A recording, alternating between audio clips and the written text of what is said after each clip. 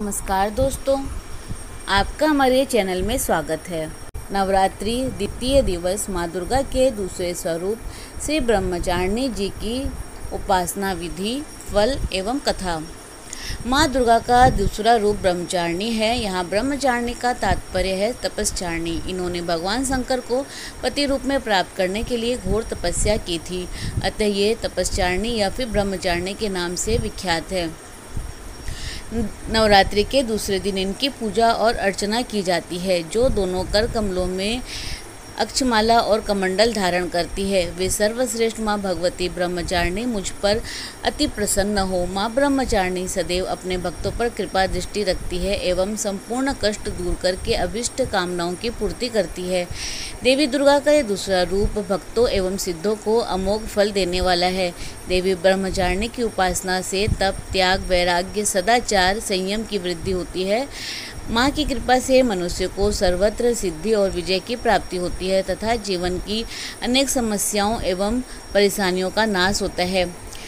देवी ब्रह्मचारिणी का स्वरूप पूर्ण ज्योतिमय है। माँ दुर्गा की 9 शक्तियों में से दूसरी शक्ति देवी ब्रह्मचारिणी का है। ब्रह्म का अर्थ है तपस्या और चारिणी यानी कि आचरण करने वाली, अर्थात तप का आचरण करने वाली।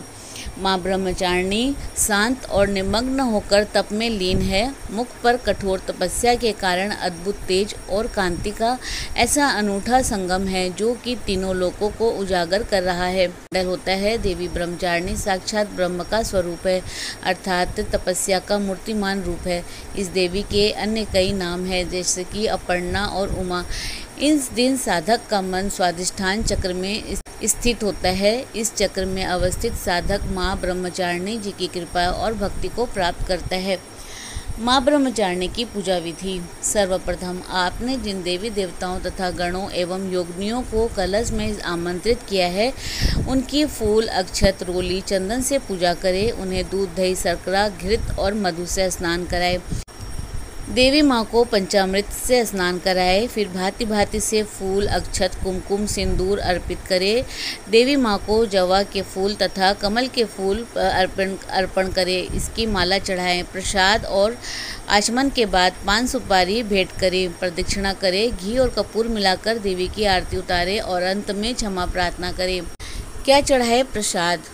माँ भगवती को नवरात्र के दूसरे दिन चीनी या फिर शक्कर का भोग लगाना चाहिए। माँ को शक्कर का भोग प्रिय है। ब्राह्मण को दान में भी चीनी ही देनी चाहिए। मान्यता है कि ऐसा करने से मनुष्य दीर्घायु होता है। देवी माँ को प्रसाद चढ़ाए। प्रसाद में दूध से बनी मिठाइयाँ माँ को प्रिय है। फल में माँ को सेव अर्पण करें। इनकी उपासना करने से मनुष्य में तप, त्याग, सदाचार आदि की वृद्धि होती है। स्पष्ट है, माँ जगदम्बे की भक्ति पाने के लिए इसे कंठस्थ कर नवरात्रि में दूसरे दिन इसका जाप अवश्य करें। मंत्र है, या देवी सर्वभूतेषु ब्रह्मचारिणी रूपेण संस्थिता नमस्तस्यै नमस्तस्यै नमस्तस्यै नमो नमः। अर्थात हे माँ सर्वत्र विराजमान और ब्रह्मचारिणी के रूप में प्रसिद्ध अम्बे, आपको मेरा बार बार प्रणाम है। माँ ब्रह्मचारिणी बढ़ाती है स्मरण शक्ति। माँ के दूसरे रूप ब्रह्मचारिणी को ब्राह्मी कहा गया है। ब्राह्मी आयु को बढ़ाने वाली, स्मरण शक्ति को बढ़ाने वाली, रुधिर विकारों को नाश करने के साथ साथ स्वर को मधुर बनाने वाली है। ब्राह्मी को सरस्वती भी कहा गया है, क्योंकि यह मन और मस्तिष्क में शक्ति प्रदान करती है। यह वायु विकार और मूत्र संबंधी रोगों की प्रमुख दवा है। यह मूत्र द्वारा रक्त विकारों को बाहर निकालने में समर्थ औषधि है। अतः इन रोगों से पीड़ित व्यक्ति को ब्रह्मचारिणी की आराधना करनी चाहिए। माँ ब्रह्मचारिणी की कथा। माता ब्रह्मचारिणी हिमालय और मैना की पुत्री है।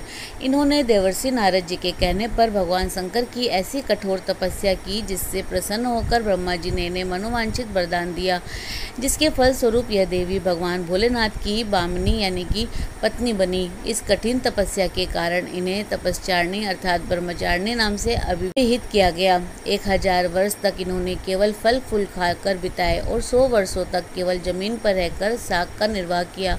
कुछ दिनों तक कठिन उपवास रखे और खुले आकाश के नीचे वर्षा और धूप में कठोर कष्ट सहे। 3000 वर्षों तक टूटे हुए बेलपत्र खाए और भगवान शंकर की आराधना करती रही। इसके बाद तो उन्होंने सूखे बेलपत्र खाना भी छोड़ दिए। कई हजार वर्षों तक निर्जल और निराहार रहकर तपस्या करती रही। पत्तों को खाना छोड़ देने के कारण ही इनका एक नाम अपर्णा पड़ गया। कठिन तपस्या के कारण देवी का शरीर एकदम क्षीण हो गया। तब इनकी माता इन्हें देखकर उमा कहकर पुकारी, तब इनका एक नाम उमा हो गया। देवता, ऋषि, सिद्धगण, मुनि सभी ने ब्रह्मचारिणी की तपस्या को अभूतपूर्व पुण्यकृत बताया, सराहना की और कहा कि हे देवी, आज तक किसी ने इस तरह की कठोर तपस्या नहीं की है। यह तुम्ही से संभव थी। तुम्हारी मनोकामना परिपूर्ण होगी और भगवान चंद्रमौली शिवजी तुम्हें पति के रूप में प्राप्त होंगे। अब तपस्या छोड़कर घर लौट जाओ, जल्द ही तुम्हारे पिता तुम्हें बुलाने आ रहे हैं। जो व्यक्ति अध्यात्म और आत्मिक आनंद की कामना रखते हैं, उन्हें इन देवी की पूजा से सहज ही यह सब प्राप्त होता है। देवी का दूसरा स्वरूप योग साधक को साधना के केंद्र के उस सूक्ष्मतम अंश से साक्षात्कार करा देता है, जिसके पश्चात व्यक्ति की इंद्रियां अपने नियंत्रण में रहती है और साधक मोक्ष का भागी बनता है। माँ ब्रह्मचारिणी की प्रतिमाओं की पंचोपचार सहित पूजा करके जो साधक स्वाधिष्ठान चक्र में मन को स्थापित करता है, उसकी साधना सफल हो जाती है। व्यक्ति की कुंडलिनी शक्ति जागृत होती है। ब्रह्मचारिणी की पूजा करते हैं, उन्हें सुख और आरोग्य की प्राप्ति होती है और प्रसन्न रहता है। उसे किसी प्रकार का भय नहीं सताता। शिक्षा में सफलता हेतु उपाय।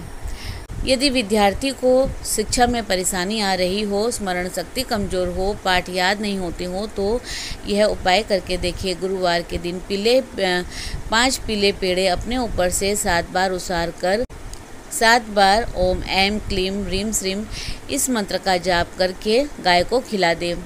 अपने अध्ययन कक्ष में पीले कपड़े में 9 हल्दी की गांठ ओम ऐं क्लीं ह्रीं श्रीं इस मंत्र का जाप करते हुए बांधकर पोटली बनाए और अपने अध्ययन कक्ष में रख दे। इससे शिक्षा में अवश्य सफलता मिलेगी। तो दोस्तों, इसी प्रकार और भी रोचक जानकारी के लिए आप हमारी चैनल को लाइक, शेयर व सब्सक्राइब करें। हमारे चैनल में विजिट करने के लिए धन्यवाद।